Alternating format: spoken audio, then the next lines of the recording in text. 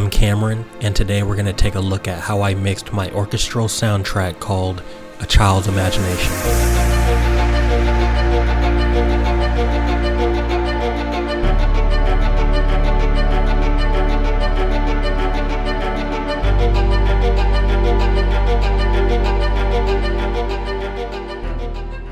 Before we begin, I would encourage people to listen to this through headphones or a good sound system, as some of the changes are inaudible on phone devices and low-budget earphones, so that's my suggestion. Also, I want to note that this is not the full mixing procedure.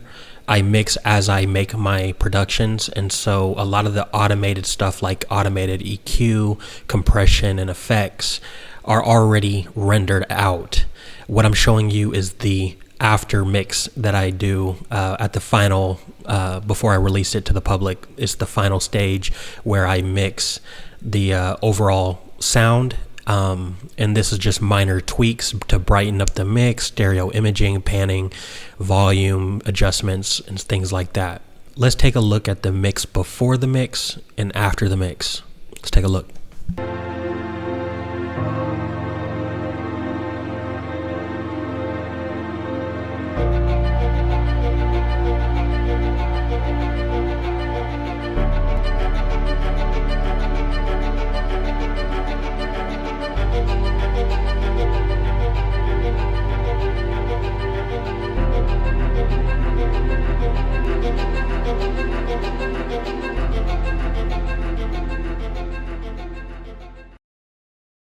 The first sound I mixed was the French horn section, which is a collection of French horns played together. This is the first sound you hear and sets the tone for the mix. I added some tape distortion to the upper mids using Ozone Exciter plugin, and this kind of brightened up the French horns a bit.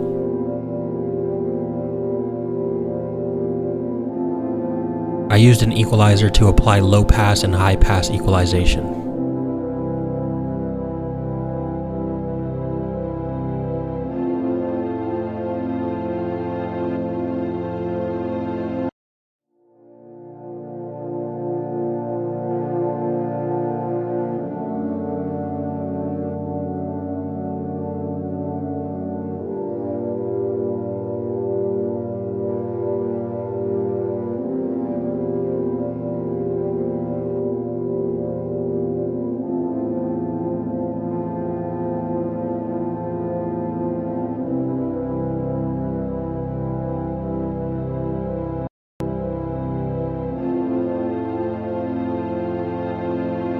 As the French horn leads into the string elements of the track, I wanted to create that transition from it being warm from the French horns to a bright and expansive mix from the strings. So that's what I did. The intro strings is the main part that I wanted to highlight. To do this, I added some tape distortion to the intro strings at about 1.5 kHz and above.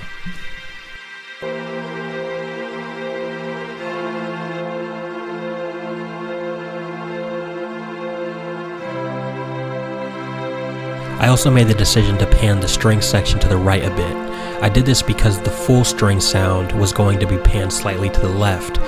If you have all the frequencies coming from the center, it makes it hard for listeners to decipher what to listen to. When you slightly pan your sounds left and right, it creates dimension and space. I did not want the full strings to be as bright as the intro strings, which is why I did not add an exciter. As you can see, I used a filter which is automated and isn't applied yet and will be applied towards the end of the song. However, I did equalize the sound, applying high pass and low pass equalization with a bump of 1.3 dB around 321 Hz. I also added some stereo enhancements using Ozone's imager around the mid and upper mid section of the sound. Again, with a good set of headphones or speakers, you'll be able to detect the difference. It's a slight change, and the best way to describe it is it gives the strings a bit more air.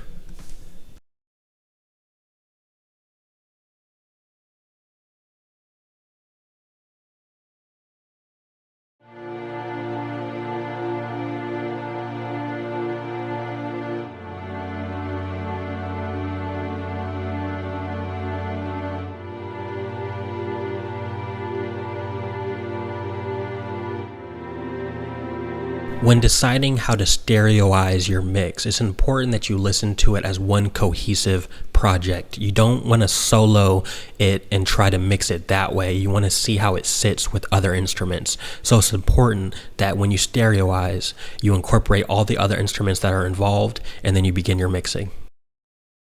I then decided to add a piano to the sound. I came to the conclusion that the piano wouldn't be a bright piano, but a piano that would establish ambience.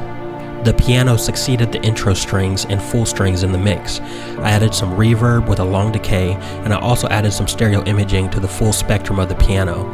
Again, I used the stereo imaging as a tool so that the listener can decipher between sounds.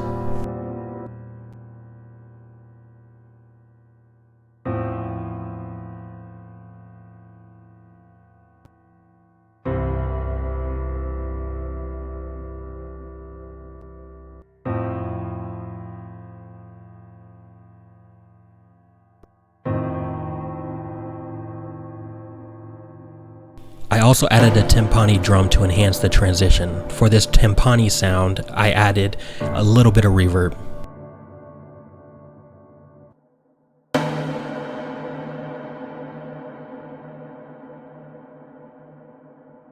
Going into the second part of the mix, I added violin spiccatos, increased the full strings by 2.5 dB, and lowered the piano by about 5 dB. This is where the bass comes in. This is where the track sounds full. I wanted the violin to be the loudest sound that you heard and also the brightest. To achieve this, I EQ'd the sound by cutting off all frequencies before 150 Hz and increased 800 Hz 1.6 dB up, and also increased 6.1 kHz to 2.4 dB. I added some tape distortion from frequencies 70 Hz and up.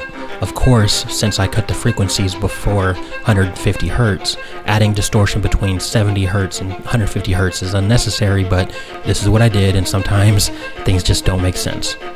As you can hear, the violin sounds brighter, which was my goal. I then added the bass, which enhances the mix. The bass was already pre-mixed with a hard high-pass filter, cutting around 15 Hz, and I also automated the bass's volume so that it sounds loud when it initially hits and then slowly decreases as the time progresses. The waveform you see is the final rendering of those effects.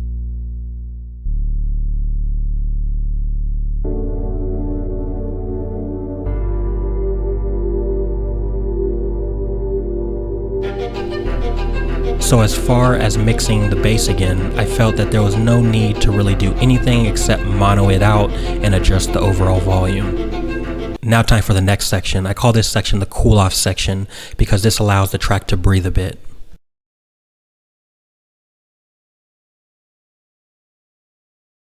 I increased the chorded piano about 2 dB in this section and began to add familiar elements such as the French horn section from the introduction and the full string section. Both the strings and French horns are faded in slowly. I then decided to add a new piano which is similar to the chorded piano, except instead of the piano playing the notes as a chord, it is arpeggiated. The arpeggiated piano was already mixed prior to this, and what you see is the final rendering of that piano.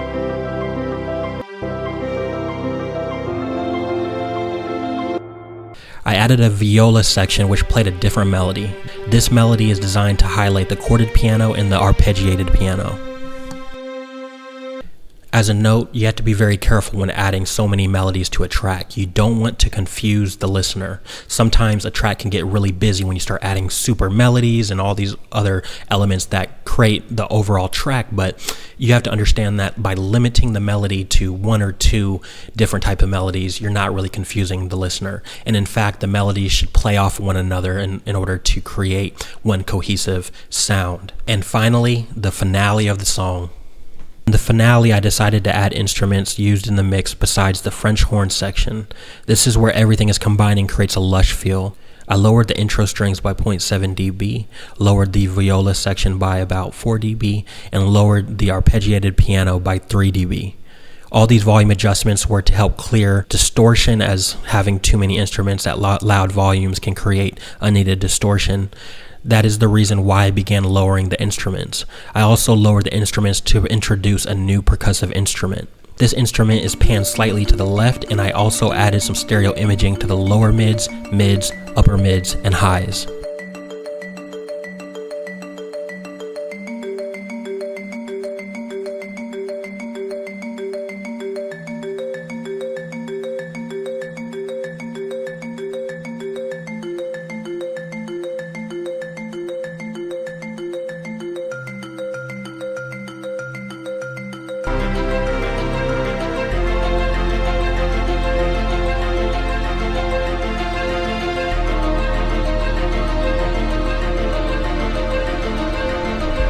was a comprehensive look into my production, A Child's Imagination, produced by me. If you want to see more breakdowns and videos like this, leave me a like, and I'll see you in the next one.